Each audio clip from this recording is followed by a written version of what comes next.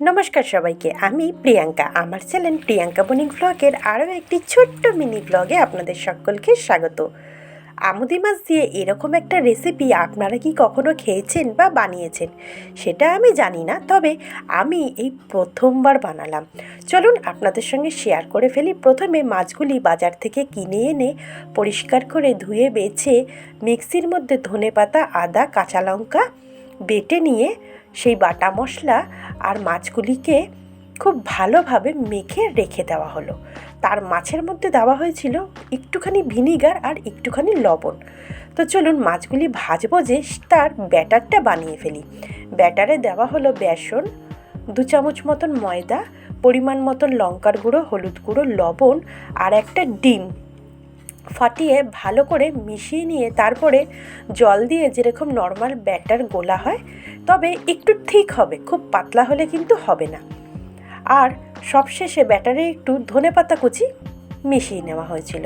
তারপরে মশলা মাখানো মাছগুলি একে একে ব্যাটারে চুবিয়ে গরম গরম ছাঁকা তেলে ভেজে নেওয়া হয়েছে। সন্ধ্যে স্ন্যাক্স বলুন বা সকালে টিফিনের সাথে ভাতের পাতে গরম গরম ভাজা বলুন, দারুণ লাগবেন কিন্তু।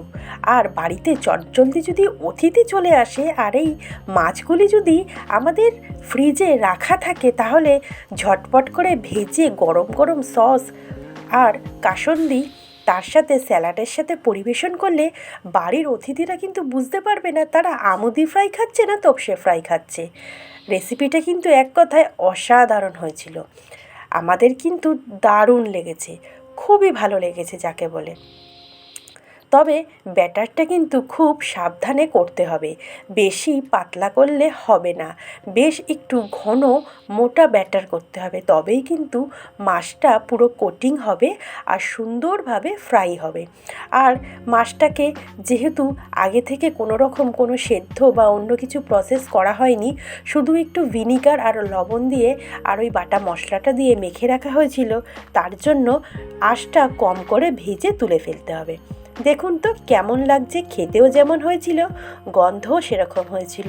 চলুন আজকের মতন এখানেই রাখলাম। রেসিপিটা ভালো লাগলে অবশ্যই চ্যানেলটা সাবস্ক্রাইব করে পাশে হবে, আর বেশি করে লাইক, শেয়ার, কমেন্ট করতে হবে। আর ভিডিওটা দেখার জন্য thank you so much. Tata, good night.